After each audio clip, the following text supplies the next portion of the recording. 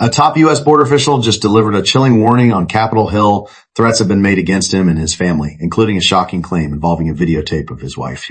Speaking to Congress, he told Johnson and other lawmakers about the real dangers faced by public servants on the front lines of border security. This isn't just politics. It's about the safety of those who protect our country and the families they go home to every night. First round of questions, and I'm going to pass mine to Senator Johnson, and I'll reclaim mine later. Well, Mr. Chairman, first, are the witnesses going to be providing testimony? They've been taken for the record. They've been taken for the record. They gave the same public testimony yesterday. Oh, I want to hear from them. Okay, so there was a real disconnect in our first panel in terms of Congressman Emmer and the representative from Minnesota State Legislature versus the Attorney General and fellow in charge of prisons in terms of the level that Minnesota was cooperating with ICE and with Customs and Border Patrol. Were you listening to that opening panel? Yes, sir. Yes, sir. So I'll start with you, Commissioner Scott. What would you agree or disagree with in terms of what was said in that first panel in terms of the cooperation or lack of cooperation? Because according to Attorney General Ellison, they were perfectly cooperating and there shouldn't have been any problems here. And I think that the statement he used is it was because of the unprecedented nature. Let me get the. Well, just said again, it was because of the scale of the surge that's what caused all the problem versus Minnesota cooperating or not cooperating. Yeah, that's not accurate at all. I actually met with the Attorney General when I went up with Tom Homan. We initially had conversations. The reason that CBP surged a bunch of resources into Minneapolis is because ICE couldn't go do arrests without being violently assaulted, and they were not getting support from state and local law enforcement. So talk about the kind of arrest, because we heard from here, and I, quite honestly, I didn't get a complete answer from the fellow from the prisons when he said, as long as there's a judicial order.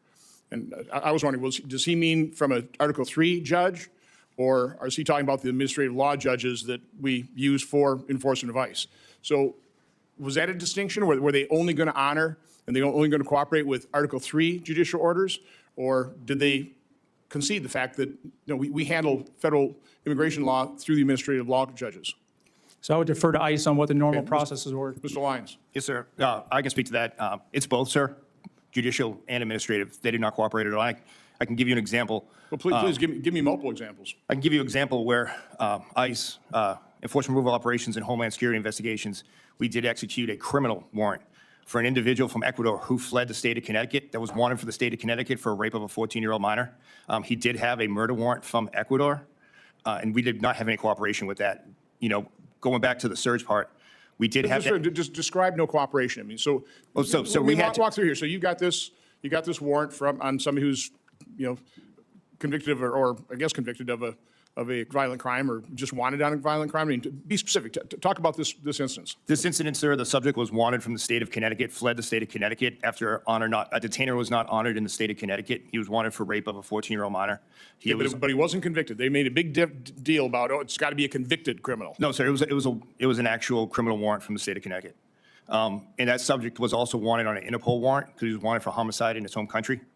And he was also illegal reentry, 8 U.S.C. 1326. So but you understand the point? Again, they were making a big point. It has to be a convicted. A.J. Ellison kept saying, well, is the person convicted of the crime? Well, sir, I think we have to start first. Is the person even supposed to be in the country in the first place? I understand. but so I'm just trying to point out, is that a valid criteria? The Attorney General Ellison was talking about, well, as long as this person's been convicted of a crime, that's not required, is it? No, sir. The person's here illegally. There's a warrant from a different country as well as from the state of Connecticut. So with this individual, what did Minnesota not do?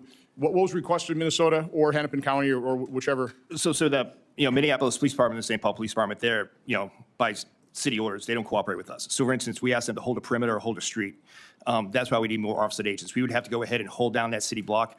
Unfortunately, obviously, those vehicles do stick out. Obviously, we used, based on the subject's criminal history, we used an armored vehicle. Once that's seen, agitators started coming to the scene. So now while we're trying to effectuate a criminal arrest warrant in an apartment building, small stairwell, fatal funnel, we have to go ahead and hold down the outer perimeter, where if we had the cooperation of a state or local agency to work with us on that fact, we wouldn't have to have that many officers. Why weren't the state and local officials interested in arresting this individual with the multiple warrants on them? Just because it was an illegal immigrant? Because it involved a nice operation, sir. So any other, if it's under American citizens with that kind of warrant from Connecticut, local police would have been doing this job themselves? I can't speak for him, but I would assume so, sir. I was a civilian police. I was a cop before ICE, and that's what we did. So talk about the violence, the threats, the doxing against ICE officers. Because again, that's where I've got a great deal of sympathy for people trying to enforce the law. They've been shot at. They've had their vehicles rammed, rocks thrown at their vehicles, doxed. On Central America, I found out that if you're become a new police chief, you get a DVD from the friendly drug cartels with your children and wife going into school and going to church. It's an explicit threat, hands off, or we're going to do something. Well, there's such a demand for unmasking ICE officers, but they've been doxxed. So just talk about the violence, the threats, the doxing that your law enforcement officers are really under. So, sir, it's day to day. I was the field office director for the state of New England. I covered all of New England. And if you looked at the beginning of the operations, January 20th up until April, ICE officers and agents weren't masked.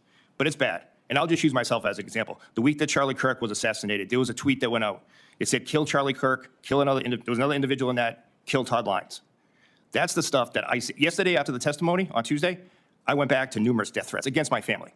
There was a videotape of my wife walking to work that people actively post. The cartels have actually posted the schematics to my home. ICE agents feel that every day. We actually did an operation with the Secret Service where we identified doxers who put up on telephone poles the home addresses and the schools where ICE officers and agents went to. But yet no one covered that operation. We covered that as a success. And I don't want my officers masked. I would work with this committee and any committee to work with holding individuals accountable that dox ICE agents, because ICE agents don't want to be masked. They're honorable men and women, but the threats against their family are real. Okay, thank you. When a top U.S. border official testifies that threats have been made against him and his family, including a videotape of his wife, it's more than just alarming. It's a stark reminder of the dangers public servants face while protecting our nation. These are men and women on the front lines of border security, working to enforce laws and protect Americans. Yet some are now targets of intimidation and harassment simply for doing their jobs. This testimony in Congress shows how serious the situation has become. It's not just an isolated incident. It's part of a broader pattern of threats against officials tasked with keeping the country safe. The stakes go beyond politics. When public servants and their families live in fear, it affects morale, recruitment, and the ability of agencies to operate effectively. It raises urgent questions. Are federal and local authorities doing enough to protect these officials? And what happens if threats like this go unaddressed? This isn't about partisan debate. It's about the safety of families and the integrity of us. Border enforcement, the warning is clear. If threats continue unchecked, it could jeopardize national security and the men and women standing in the line of fire. Congress must act to ensure protections are in place. And the public needs to understand the human cost behind these headlines. These officials aren't just names on a roster. They are people with families living under real danger while serving the country.